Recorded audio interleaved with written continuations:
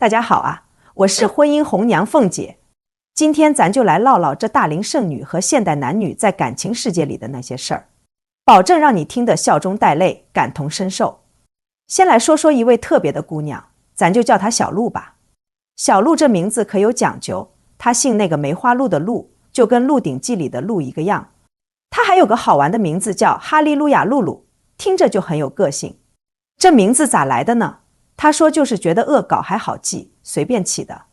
你们爱叫她露露也行，叫哈利路亚也成。这小鹿啊，最近可有点烦。为啥呢？因为她还单着呢。好多人给她评论，说她到现在没嫁出去，是不是眼光太高太挑剔，性格太古怪啥的。嘿，这可把小鹿给气着了。今天她就来好好说说自己为啥没嫁出去。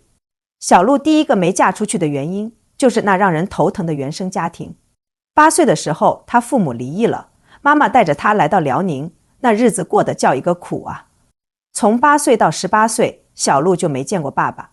等18岁再见到爸爸的时候，那感觉陌生得很，又有点似曾相识。这情感可复杂了，咱一般人还真体会不了。他妈妈呢，对爸爸那是各种埋怨。这不，爸爸刚走100日，妈妈才算对这段感情释怀。这么多年，小鹿一直是妈妈情感的出口。妈妈一想到爸爸就找小鹿倾诉，小鹿那叫一个痛苦啊。她就老担心自己以后会不会也这样，心里那恐惧啊，可不是说控制就能控制的。原因呢，就是门当户对这老难题，在小鹿身上，这可体现得明明白白。好几次恋爱，对方家里人都直说，父母离异的孩子不行，心理有缺陷，以后还会是累赘负担，这都是小鹿的亲身经历啊。就因为这父母离异的事儿，他好几段感情都黄了。接着是工作问题，在小城市有个稳定固定的工作，那可太重要了。介绍人给介绍对象，人家一听小鹿父母离异又没固定工作，直接就否定了。虽说介绍人会夸小鹿优秀，长相还可以，自己能赚钱，但人家男方就想要个能安安稳稳在家相夫教子，有稳定工作的。小鹿就这么不止一次被否定，心里那滋味别提多难受了。还有出国的那7年，也是小鹿晚婚的一个原因。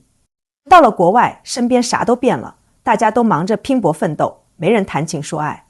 小鹿也觉得自己得变强了，有资本了才能选择偶对象，说不定人家就能忽略他父母离异和没正式工作的问题。在国外那几年，他一次恋爱都没谈过。可回国后呢，发现自己像镀了层金，别人都高攀不起了。能力强了，钱也赚多了，别人上下一打量都不敢靠近。小鹿以前觉得嫁人找个好老公是未来的依靠，出国后才发现靠谁都不如靠自己。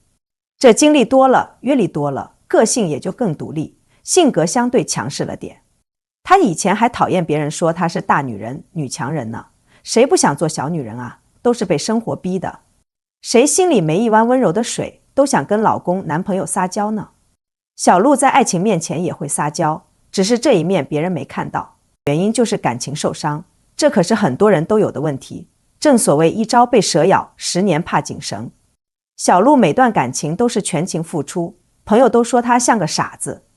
他最长的一段感情将近8年呢，虽然最后没在一起，但他不后悔，那是自己的选择。有人说他是不是要找有钱的，他可不是，要是单纯为了钱，早嫁出去了。还有人说他眼光高，高在哪儿呢？长得帅。他可不觉得长相重要，重要的是心理和头脑，他就不想随便找个人嫁了。除了这些主要原因，还有些小问题，比如脾气、性格，不会疼人啥的。不过小鹿觉得人无完人，慢慢改进呗，岁月还长着呢，咱每天都在学习进步的路上。小鹿虽然单身，但她依然渴望爱情，对未来充满美好的向往。说到这大龄剩女难找对象的问题，那可真是让人头疼。30多岁了，想找个各方面都合适的太难了。小鹿的朋友觉得她家里不缺钱，就建议她找个事事以她为中心的男生。可说实话，根据朋友的经验，就算找到这样的男生，也可能会变，最起码打对折。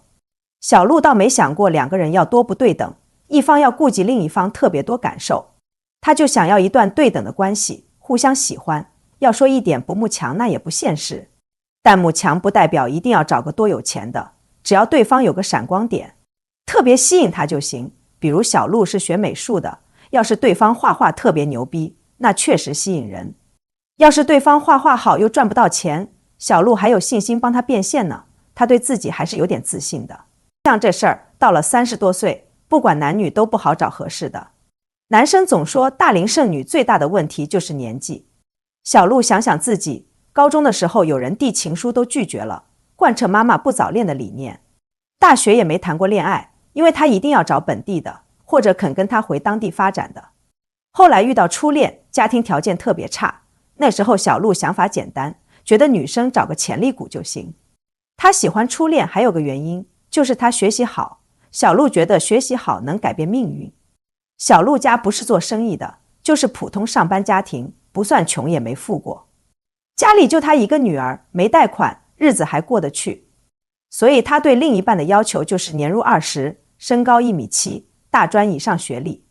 可从来没人关注他说的这些，还说他怎么能找这样的男生。小鹿也不是一直这么胖啊，他也瘦过，漂亮过，也谈过比较有钱的。但接触下来觉得不合适，那些男生也不把他当回事，身边还围着一群妹妹，就觉得他是个合格的结婚对象而已，也没多喜欢。所以找对象真不能单纯看条件，就算条件都达标了，也不一定合适。感情的事儿谁都说不清。小鹿33了还没头婚，甚至没勇敢迈出第一步。他就是个比较理想化的人，追求一种感觉，可感觉这东西大多不靠谱，活该他单到现在。说那些大龄剩女们有些可挑剔了，就像凤姐我接触过的一些妹子，年龄越大越难缠，她们能剩下肯定有原因，比你还挑。这些妹子都有个特别优秀的前男友，学历高，智商高，身高高，开保时捷、法拉利，家里有集团公司，老爹是局长啥的，可优秀了。他们还有些经典名句，比如追随过雄狮的不会瞧得上猎狗，被雄鹰呵护过的女人又怎能看得上打鸣的公鸡？你听听，这多霸气！相亲的时候还嫌弃男方呢，说什么20岁相亲可以没车没房，25岁相亲至少得有辆车，30岁相亲必须有车有房。要是努力了10年连车房都没有，那就是不及格，男方也不甘示弱啊。回怼说20岁你来相亲可以要车要房，25岁最多要一个，30岁你啥都没了，要是花费10年青春都没找到对的人，你自己也不及格。有些女人整天吵着结婚要买车买房，要彩礼，要3金，要情绪价值，还说是最基本的条件。那你们有没有想过能给男人带来什么呢？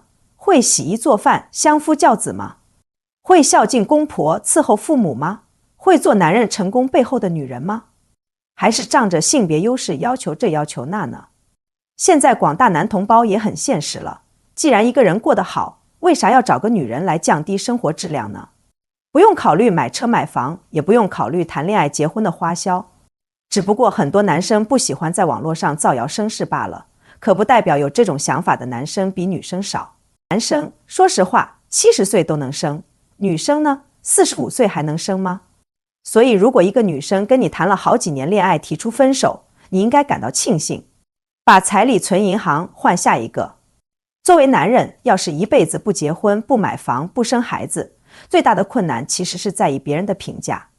在儒家文化里，人不是为自己活，是为别人为社会的评价而活。咱只要不在意别人评价，一个月几千块也能过得很舒服。社会要求男人买车买房结婚生子，可一旦能力达不到，就会很痛苦。咱来到这个世界，不是为了当牛做马还30年房贷的。没有一个人上学读书10几年，上班10几年是为了那一套房子。把结婚生子放下，顺其自然，生活就很简单。可要是把车房当理所应当去追求，就成了生活的奴隶。凤姐，我不敢说买车买房的人都过得不好，但为了结婚买车买房背上天价房贷，贷款的人肯定不幸福。哎呀呀，这大龄剩女和现代男女的情感问题可真是复杂。不过咱也别灰心，说不定哪天缘分就来了呢。凤姐，我就希望大家都能找到属于自己的幸福，不管是大龄剩女还是单身汉，都能在爱情的道路上找到那个对的人，一起过上幸福美满的生活。哈哈，今天就唠到这儿，下次再聊。